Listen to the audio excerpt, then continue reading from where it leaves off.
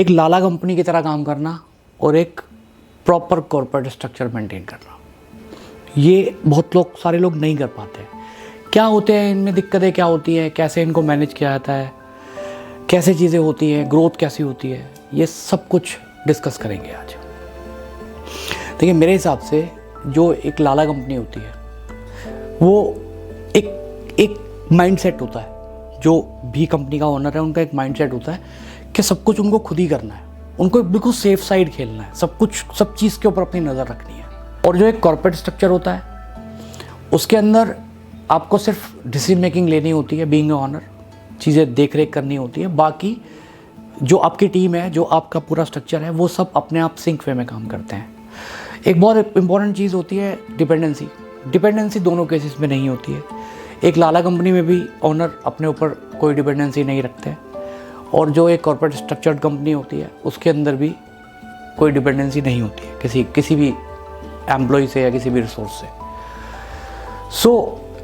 अच्छा, इसमें डिफरेंस क्या होता है? जो लाला कंपनी होती है वो डिपेंडेंसी ना रखने के लिए क्या करेंगे, क्योंकि लाला जी ने सब कुछ काम अपने हाथ में लिया हुआ है, हर चीज़ का डिसीजन वगैरह उनके बिना कुछ होगा ही नहीं। तो अब जब सब कुछ अपने हाथ में सेफ है, किसी को भी निकालो, किसी को भी रखो, इट्स ओके। कॉर्पोरेट में क्या होता है, कॉर्पोरेट में डिपेंडेंसी इसलिए नहीं होती क्योंकि प्रोसेस के थ्रू सारा काम हो रहा है, तो डिपेंडेंसी रह नहीं जाती। कोई भी आए उसकी जगह आप दूसरा एक स्किल डालो and you are ready to go.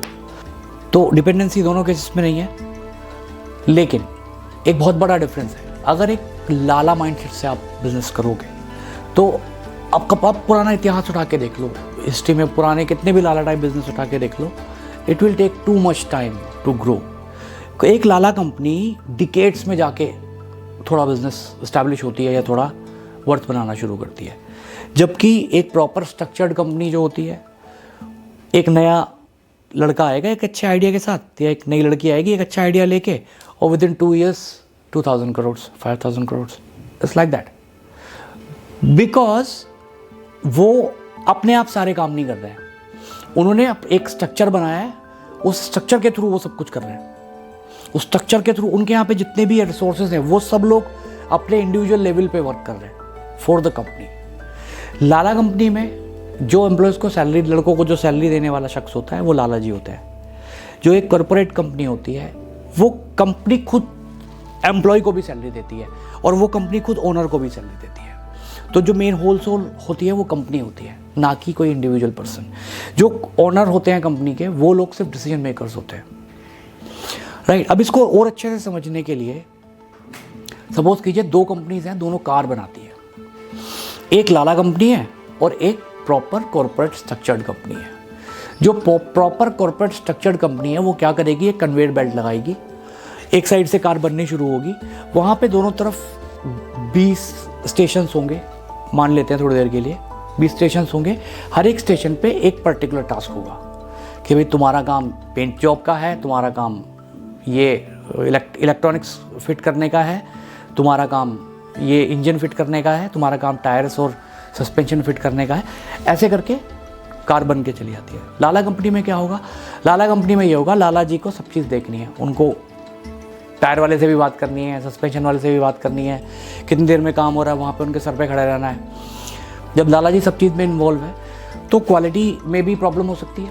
Along with that जो प्रोडक्शन है उसके अंदर भी बहुत इफेक्टिव चीज़ें नहीं हो पाती है, राइट, क्योंकि लाला जी का इन्वॉल्वमेंट है, वो सब जगह पे खड़े होकर सब कुछ अपने हाथ से करा रहे हैं। कॉर्पोरेट स्ट्रक्चर में ऐसा नहीं है, वहाँ पे कन्वेयर बेल्ट की तरह काम होता है, सब लोग अपना अपना काम अपने हिसाब से करते हैं। अगर कोई स्टेशन पे काम ठीक नहीं हो रहा है, you can replace the person, so there is no dependency. एक बहुत अच्छा एग्जांपल देता हूँ आपको। हमारे पास इंडिया में 2 जानी मानी कंपनी है, एक डाबर और एक बैद्यनाथ। एक कंपनी लाला कंपनी रह गई और लगभग ख़त्म ही हो गई, अब तो मतलब ग्रो ही नहीं कर पाई। और एक कंपनी कॉर्पोरेट वे में उन्होंने अपने आप को स्टार्ट किया और ग्रो कर गए। डिफरेंस क्या है, जो लाला कंपनी है उनके अंदर जो ओनर है उन्हीं को सारा कुछ करना है। अगर कल को फंड्स की रिक्वायरमेंट है तो उन्हीं को अरेंज करना है, जो भी सब कुछ है उन्हीं 4-5 लोगों को करना है जिनके पास ओनरशिप है। और जो कंपनी कॉर्पोरेट के हिसाब से चलेगी उनके पास अच्छी तरीके उन्होंने कंपनी लिस्ट करा ली है एंड सारा कुछ फंड्स वगैरह सब प्रॉपर वे में अरेंज हो रहे हैं, सब कुछ एक स्ट्रक्चर्ड वे में चल रहा है। So that is the difference between Lala companies and proper structured corporate company. तो अगर आप अपना छोटा, अच्छा ऐसा भी नहीं है कि अगर आपको लगता है कि मेरा तो छोटा सा बिजनेस है, अब मेरे को इस चीज़ से क्या फ़र्क पड़ता है, ये हर किसी को फ़र्क पड़ता है। अगर आप एक प्रोसेस बना लेते हैं अपनी कंपनी के अंदर, आपकी डिपेंडेंसी नहीं रहेगी, आपकी ग्रोथ के चांसेस बढ़ जाएंगे, क्योंकि आप अकेले नहीं मेहनत कर रहे हैं कंपनी के लिए। सेम कंपनी के लिए बहुत सारे लोग सेम आइडियोलॉजी से, सेम स्ट्रेंथ से काम कर रहे हैं। तो ऑब्वियस सी बात है कि आपकी कंपनी ज़्यादा ग्रो करेगी। तो अलॉन्ग विद दैट अगर हम बात करें लाला कंपनी की, अगर छोटे बिजनेस को आप लाला कंपनी की तरीके से करोगे तो सिर्फ आप ही को पड़ी है कंपनी की, और बाकी लोग सिर्फ अपनी सैलरी के लिए काम कर रहे हैं। उनको सैलरी मिलेगी, और कई बार तो सैलरी लेने के बाद भी लोग काम नहीं करते। That is the thing. तो ये कुछ इंटरेस्टिंग फैक्ट्स थे लाला कंपनी के कॉर्पोरेट्स के बारे में। आपको लगता है इसमें कुछ ऐड ऑन करना चाहिए तो ज़रूर बताइएगा कमेंट्स में। कमेंट कीजिए, लाइक कीजिए, सब्सक्राइब कीजिए। Thank you so much.